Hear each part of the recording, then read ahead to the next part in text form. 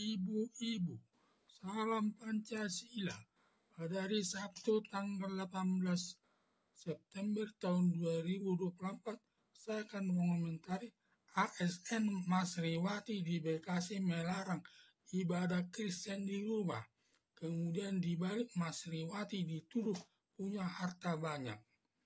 Adanya pelarangan dari seorang warga melarang melaksanakan ibadah agama Kristen di dalam suatu rumah bertempat di Bekasi Selatan, Provinsi Jawa Barat.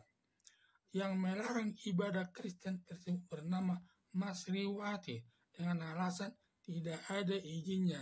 Sampai halaman rumah Masriwati ramai saling membela dirinya. Perbuatan Masriwati melanggar aturan karena setiap orang beragama bebas melakukan ibadah di rumah tanpa perlu izin, seperti umat muslim sering melakukan ibadah di dalam rumah sendiri seperti sholat 5 waktu, acara yasinan, dan seterusnya.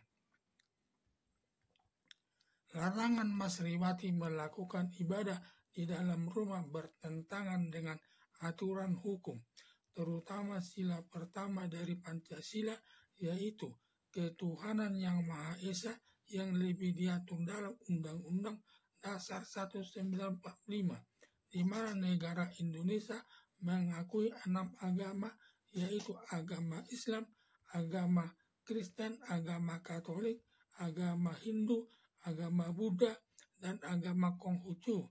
Dan keenam agama tersebut sama kedudukannya di hadapan hukum.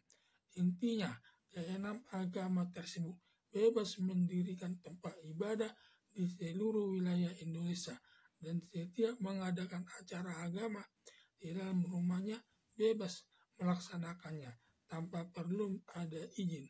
Kalaupun ada, paling sekedar pemberitahuan kepada tetangganya sebagai perwujudan kehidupan toleransi di tengah-tengah masyarakat. Tindakan Masriwati melarang ibadah di dalam rumah pertanda di daerah Bekasi diduga masih banyak pendukung garis keras yang belum bisa melihat perbedaan agama di tengah-tengah masyarakat, yang merasa hanya agama yang dianut Masriwati yang benar, yang bisa hidup di tengah-tengah masyarakat.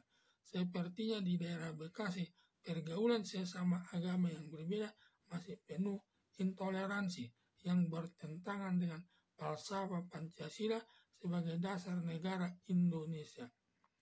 Seharusnya Masriwati selaku umat muslim yang bertugas sebagai aparat sipil negara seharusnya terdepan menciptakan kehidupan penuh toleransi sesama pemeluk agama yang berbeda. Setelah Masriwati viral di masyarakat akibat larangan ibadah Kristen di dalam rumah, ada yang marah dan sangat tersinggung. Lalu ada tudingan dari masyarakat bahwa Masriwati, seorang aparat sipil negara selaku kepala dinas pariwisata, mendapat gaji dari negara, tetapi memiliki banyak harta berupa mobil dan tanah, seluruhnya mencapai 8,7 miliar. Berarti diduga melakukan gratifikasi yang dikelompokkan dengan perbuatan korupsi. Ada dugaan Masriwati penghasilan gajinya tiap bulan yang diterima tidak seimbang dengan harta kekayaan yang dimiliki. Berarti ada dugaan Masriwati selaku kepala dinas pariwisata melakukan gratifikasi, masuk perbuatan korupsi karena hanya mengharapkan gaji tiap bulan cukup hanya memenuhi kebutuhan sehari-hari paling pas-pasan. Kecil kemungkinan bisa memiliki harta yang banyak hingga mencapai 8,7 miliar. Sedangkan usaha mobil yang dilakukan hanya untuk menutupi perbuatan gratifikasinya sebagai perbuatan korupsi yang dilakukannya. Perbuatan Masriwati masuk perbuatan gratifikasi yang dilakukan seorang pejabat negara yang menerima sesuatu barang yang bernilai baik berupa uang, berlian, emas, keris yang berkhasiat, dibajari menginap di hotel mewah, menggunakan pesawat private jet, menerima tanah seluas tertentu dari seseorang dan sebagai imbalannya mempercepat menyelesaikan urusannya oleh pejabat negara tersebut. Perbuatan gratifikasi dikelompokkan perbuatan korupsi yang tidak merugikan keuangan negara tetapi merusak nama baik pejabat negara, sebab sebagai pejabat negara sudah mendapat gaji dari uang negara, maka pejabat negara tidak boleh menerima sesuatu dari masyarakat yang selalu diucapkan dalam sumpah jabatannya, yaitu tidak menerima sesuatu dari orang lain terkait dengan jabatannya.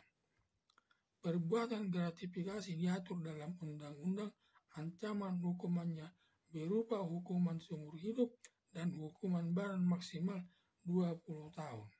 Sedang mengenai berat dan ringannya hukuman perbuatan gratifikasi tergantung dari pertimbangan hakim. Bila pertimbangan hakim banyak alasan yang memberatkan, dapat dijatuhkan hukuman oleh hakim seumur hidup. Tetapi bila alasan hakim banyak alasan meringankan, maka hakim dapat menjatuhkan hukuman selama 10 tahun penjara sesuai perbuatannya. Selanjutnya, Bupati Bekasi mendamaikan Masriwati dengan kelompok pemilik rumah yang digunakan tempat ibadah agama Kristen dengan mendengar masalahnya dari kedua belah pihak, lalu kedua belah pihak berdamai dan Masriwati minta maaf atas kekeliruan yang dilakukannya. Bila sampai pihak yang menuding Masriwati punya harta banyak yang diduga datang dari kelompok yang rumahnya dijadikan tempat ibadah Kristen tersebut, tidak bisa menerima perdamaian yang dilakukan di depan Bupati Bekasi, maka perkara gratifikasi yang dilakukan Masriwati bisa dilaporkan ke salah satu aparat penegak hukum, baik kepada polisi, jaksa penuntut umum, dan Komisi Pemberantasan Korupsi. Perbuatan korupsi yang dilakukan Masriwati selama batas waktu 18 tahun dapat dituntut. Karena semua perbuatan kejahatan ada batas waktu penuntutannya, satu sama lain berbeda batas waktu penuntutannya yang diatur dalam pasal 78 ayat 1 sampai ayat 4 KUHP, yaitu ayat 1, perbuatan percetakan atau perbuatan ancaman hukumannya selama 3 bulan, batas waktu penuntutannya selama 1 tahun, dan lewat 1 tahun tidak bisa dituntut lagi. Ayat 2, perbuatan ancaman hukumannya di bawah 3 tahun, batas waktu penuntutannya selama 6 tahun, dan lewat 6 tahun tidak bisa dituntut lagi. Ayat 3, perbuatan ancaman hukumannya di atas 3 tahun, batas waktu penuntutannya selama 12 tahun, lewat 12 tahun tidak bisa dituntut lagi. Ayat 4, perbuatan ancaman hukumannya yaitu hukuman mati dan seumur hidup, batas waktu penuntutannya selama 18 tahun, dan lewat 18 tahun tidak boleh dituntut lagi. Sedangkan perbuatan Masriwati melakukan gratifikasi ancaman hukumannya berupa hukuman seumur hidup, maka batas waktu penuntutan Masriwati selama 18 tahun. Bila sudah lewat batas waktu 18 tahun, maka Masriwati sudah seperti orang lain, bebas bepergian kemana saja, baik di dalam negeri maupun di luar negeri. Harapan saya, Masriwati selaku pejabat negara, selaku kepala dinas pariwisata, jangan suka melarang ibadah Kristen.